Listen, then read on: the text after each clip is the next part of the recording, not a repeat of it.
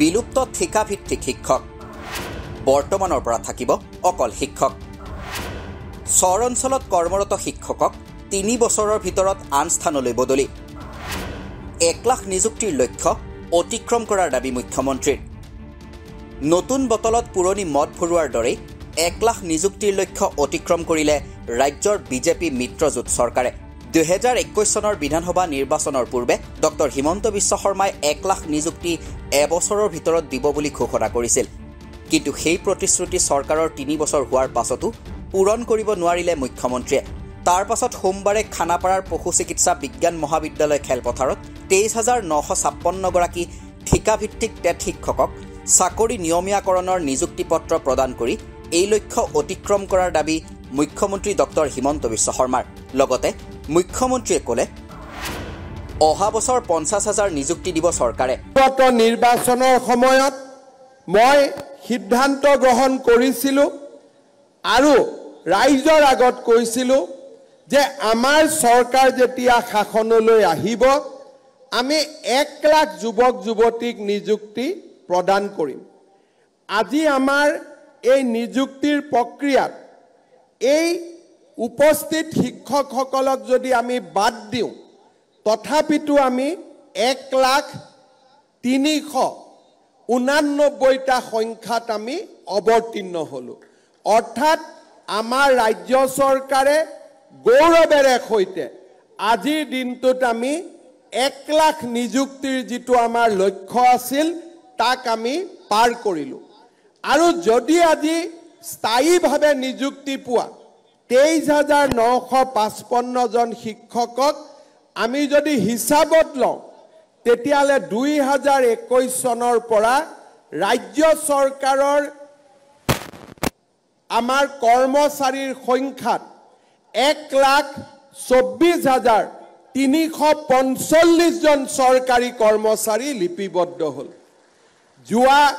স্বাধীনতাৰ পিছত 78 বছৰ পাৰ হৈ গ'ল কোনো চৰকাৰে আজিলৈকে কেতিয়াও একেলগে 1 লাখ নিযুক্তি দিবলৈ সক্ষম হোৱা নাছিল আজি আমাৰ চৰকাৰখনে সেই সোণখেৰীয়া যাত্ৰাও অতিক্ৰম কৰিবলৈ সক্ষম হ'ল মই আশা কৰোঁ যে এই ধৰণে অসমৰ যুৱক যুৱতীৰ আশা আকাংক্ষা পূৰণৰ হকে আমি নিৰন্তৰ গতিত কাম কৰি যাব পাৰিম আৰু ৰাইজৰ আশীৰ্বাদত এই ধৰণে আমি আগুৱাই যাবলৈ সক্ষম হ'ম আজিৰ এই দিনটোত অসমৰ যুৱক যুৱতী সকললৈ 1 লাখ নিযুক্তিৰ সংখ্যা পাৰ হৈ যোৱাৰ এই স্মৰণীয় মুহূৰ্তত মই সকলোলৈ অভিনন্দন জনাইছো আৰু অহা বছৰৰ ভিতৰত নতুনকৈ আৰু 50,000 চৰকাৰী চাকৰি দিয়াৰ প্ৰচেষ্টাত আমি অৱতীৰ্ণ হ'ম নিয়মীয়া নিযুক্তিপ্ৰাপ্ত শিক্ষকসকলক উদ্দেশ্যি মুখ্যমন্ত্ৰীয়ে ক'লে তেওঁলোকৰ নামৰ সন্মুখত থকা ঠিকাভিত্তিক শব্দটো এতিয়াৰ পৰা উঠি যাব এতিয়াৰ পৰা তেওঁলোক অকল শিক্ষক হিচাপেহে পৰিচিত হ'ব প্ৰথম কথা ঠিকাভিত্তিক শিক্ষক কৰবাত নহয় কৰবাত নামটো নিজৰে ভাল নালাগে আজিৰ পৰা আপোনালোকৰ নামৰ সন্মুখত থকা ঠিকাভিত্তিক শব্দটো উঠি যাব আজিৰ পৰা আপোনালোক অকল শিক্ষক হ'ব সেইটো এটা আমাৰ জীৱনৰ এটা ডাঙৰ প্ৰাপ্তি নিয়মীয়া নিযুক্তিপ্ৰাপ্ত শিক্ষকসকলৰ পেঞ্চনৰ সন্দৰ্ভতো মন্তব্য প্ৰকাশ কৰে মুখ্যমন্ত্ৰীয়ে কেন্দ্ৰীয় চৰকাৰে অলপতে প্ৰৱৰ্তন কৰা ইউনাইটেড পেঞ্চন আঁচনিৰ অধীনলৈও এই শিক্ষকসকল যাব পাৰিব বুলি মন্তব্য মুখ্যমন্ত্ৰীৰ 25 বছৰ আৰু 10 বছৰ চাকৰি এতিয়াও থাকিব আপোনালোকে জানে যে ভাৰত চৰকাৰে ইউনিফাইড পেঞ্চন স্কিম এই পেঞ্চন স্কিম আমাৰ বাবে লৈ আহিছে এতিয়াৰ পৰা আমি অহা কালিৰ পৰা যদিও ইউপিএছ অসম চৰকাৰে এতিয়াও গ্ৰহণ কৰা নাই কিন্তু অহা কালিৰ পৰা আপোনালোক এনপিএছত আৰু এনপিএছত যোগদান কৰা সকলে অটোমেটিক্যালি 1 এপ্ৰিলৰ পৰা আপোনালোকে UPSলৈকে আপোনালোকে যাবলৈ সক্ষম হ'ব। নিজৰ ভাষণত ডক্টৰ হিমন্ত বিশ্ব শৰ্মাৰ শিক্ষকসকলৰ প্ৰতি আহ্বান, মুখ্যমন্ত্ৰী আৰু শিক্ষামন্ত্ৰীক মেছেজ নিদিব। ইয়াৰ কাৰণ দাঙি ধৰি মুখ্যমন্ত্ৰীয়ে কয়, শিক্ষকসকলে আন চৰকাৰী কৰ্মচাৰীৰ দৰে নিৰ্দিষ্ট সময়ত লাভ কৰিব 3% ইনক্ৰিমেণ্ট আৰু DAৰ সুবিধা।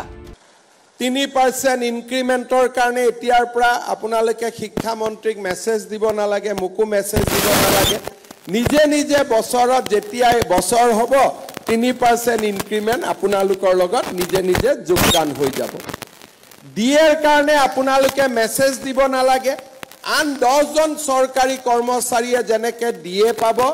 তেনেকৈ আপোনালোকে DA পাব। তাৰ বাবে আপোনালোকে কোনো চিন্তা কৰিব নালাগে। ইপিনে নিজৰ ভাষণত মুখ্যমন্ত্ৰীয়ে চৰ অঞ্চলত 10-12 বছৰ কাম কৰি থকা শিক্ষকক 1/3কৈ 3 বছৰৰ ভিতৰত ভাল ঠাইলৈ বদলি কৰা হ'ব বুলিও ঘোষণা কৰে। ধুবুৰী দক্ষিণ শালমাৰাক বিপদজনক স্থান আখ্যা দি মুখ্যমন্ত্ৰীৰ মন্তব্য, অহা বছৰ এপ্ৰিলত এই স্থানত কৰ্মৰত শিক্ষকক আন জিলালৈ লৈ যোৱা হ'ব। আজি মই বিশেষকৈ চৰ অঞ্চলত 12 বছৰ 10 বছৰ ধৰি কাম কৰি যিসকল শিক্ষক শিক্ষয়িত্ৰী আছে তেওঁলোকক মই আশ্বাস দিছোঁ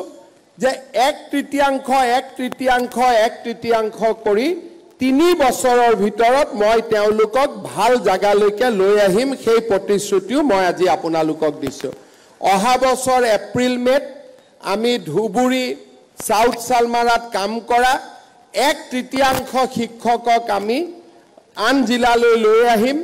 তাৰ পিছৰ বছৰ 1/3 শিক্ষকক আমি লৈ আহিম। তাৰ পিছৰ বছৰ 1/3 শিক্ষকক আমি লৈ আহিম, যাতে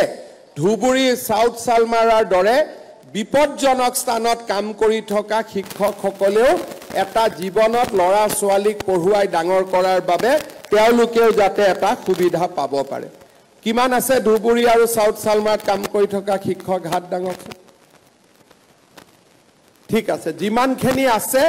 স্থায়ীভাৱে যিসকলক আজি আমি নিয়মীয়াকৰণ কৰিলোঁ তেওঁলোকক আমি 3 বছৰৰ ভিতৰত উপযুক্ত স্থানলৈ আমি লৈ আহিম আৰু অহা বছৰৰ ভিতৰত এই উপযুক্ত স্থানৰ যিটো ট্ৰান্সফাৰ সেই ট্ৰান্সফাৰৰ প্ৰক্ৰিয়া আমি আৰম্ভ কৰিম। News desk report, the cross current.